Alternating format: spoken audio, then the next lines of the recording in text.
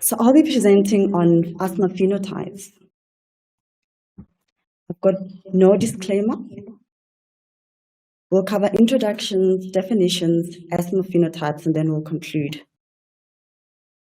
Whenever I think about asthma phenotypes, it just reminds me of how complex asthma is, and it really humbles me to give this talk.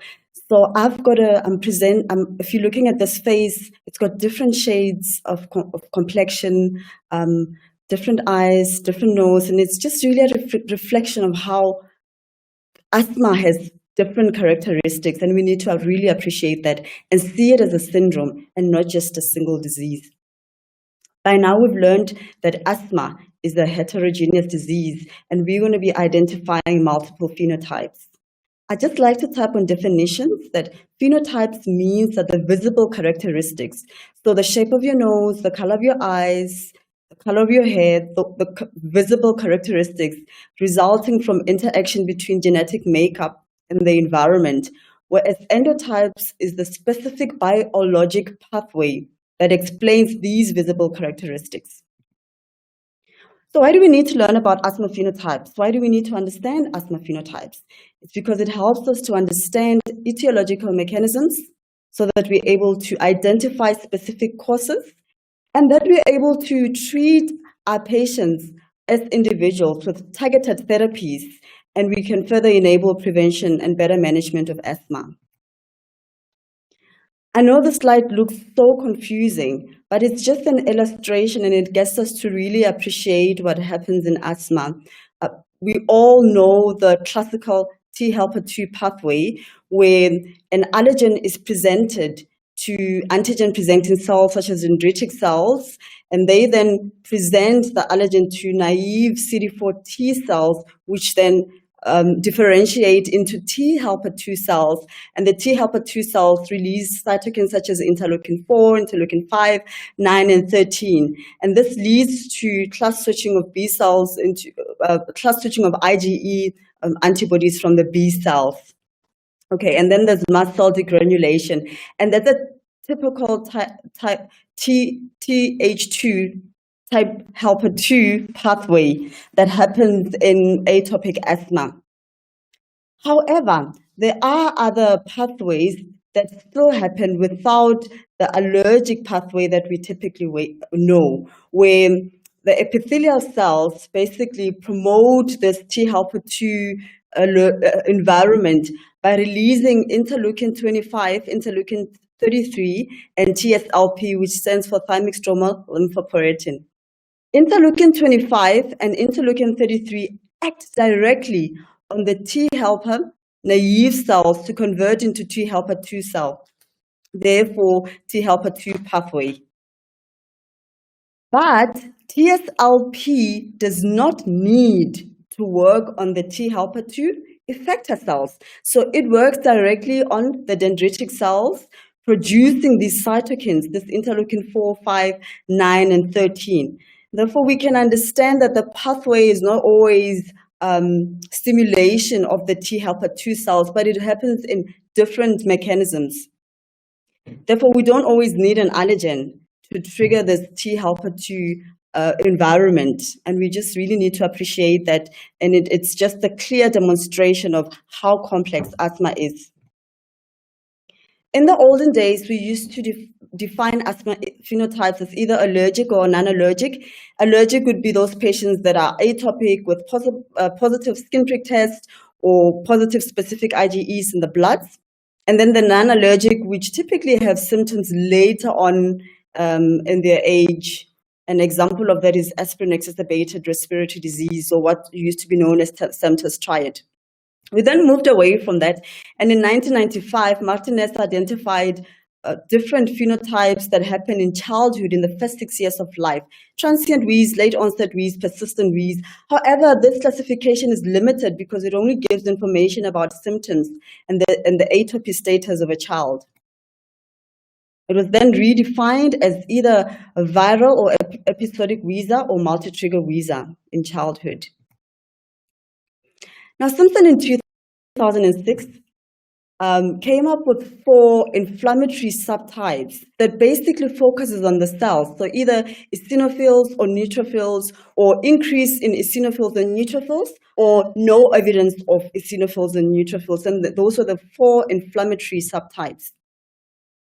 Held et al. In 2007 further classified that by defining how they classically present, where patients with high eosinophils are those that we see with atopic disease. They've got high eosinophils with good response to inhaled corticosteroid. And then there are those that are neutrophilic with high neutrophils. And those patients that usually smoke, occupational asthma, those that have associated acute viral infections, obesity, and so on.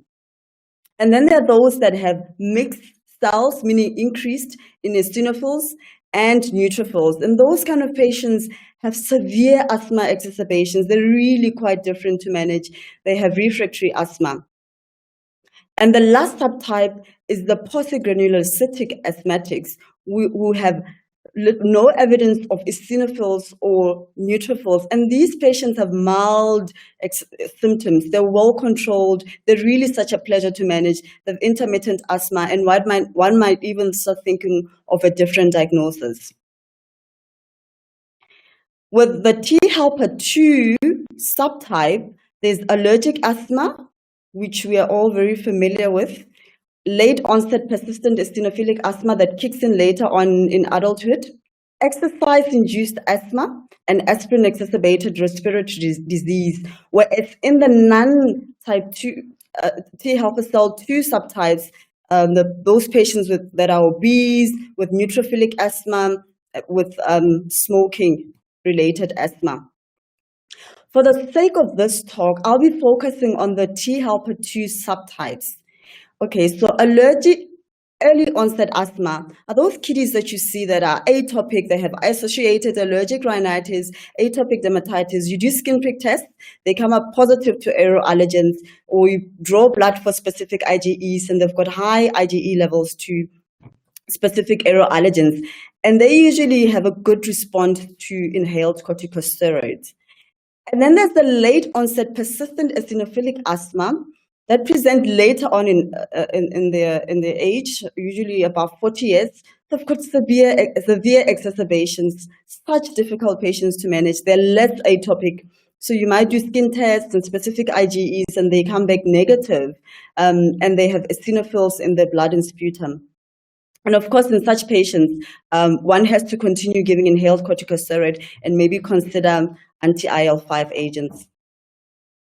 Exercise-induced asthma. These patients only experience symptoms during exercise, more so when the air is cold and dry. And we target to also treat with leukotriene antagonists. And Dr. Devalas already talked about counseling before prescribing medication. We also advise to have warm-up and reduction of exercise intensity. Now, this is a patient that I had seen 2 years ago, a 48-year-old male who was referred to me with a 2-year history of poorly controlled asthma on high inhaled corticosteroid and combination with long-acting beta agonist. He was adherent, he had a good technique, there was nothing wrong with what he was doing, but he was so miserable, and he had associated nasal congestion with a loss of smell. I'd like to highlight that to diagnose allergic rhinitis, you do not need a CT scan, but because of other associated symptoms, we did a CT scan, and it came up with nasal polyps. He had a poor quality of life, was really miserable, really miserable. And at this point, I would like to I actually wonder what would be the next step for most of us. Should we really start on oral steroids? And I think Dr. Devalas already advised that we need to shy away from oral steroids, continuous use of oral steroids without identifying the actual cause to the symptom. So this patient had asthma, aspirin exacerbated respiratory disease, or non-AIDS exacerbated respiratory disease, which previously was known as Semter's triad. It's a triad of nasal polyps, chronic hypertrophic eosinophilic sinusitis, asthma. and sensitivity to NSAIDs, for example, aspirin. These patients usually have their polyps removed. They have multiple surgeries. I mean, my patient had already been operated 3 times in 2 years, and these polyps just regrow quite rapidly. Aspirin challenge is the gold standard for diagnosis, which is done by an expert. So what we do is, because they're already allergic to aspirin, we desensitize them. So we confuse the immune system so that they're able to tolerate aspirin, and we use that as part of their treatment. And their treatment includes the use of inhaled corticosteroid with a LABA, leukotriene receptor antagonist. And then we maintain them on aspirin, high-dose aspirin, 650 milligrams twice a day, and then titrate to as low as 325, although it sounds like a high dose, but that's the lowest dose that is clinically effective. There is the role of biologic, depending in which country you are. In conclusion, I would like to just highlight that when you see a patient with asthma, ask yourself, is this patient allergic? What are the allergic sensitization? Are they responding to inhaled corticosteroid? Of course, you have to exclude that they are adherent and that they've got a good technique. You've got to ask yourself, what are the exacerbations? What are the triggers? How is the lung function? Is there airway reversibility? And if you do have an access to pheno, you'd be able to pick up if this is actually eosinophilic asthma. So my key message is that asthma is just a heterogeneous disease.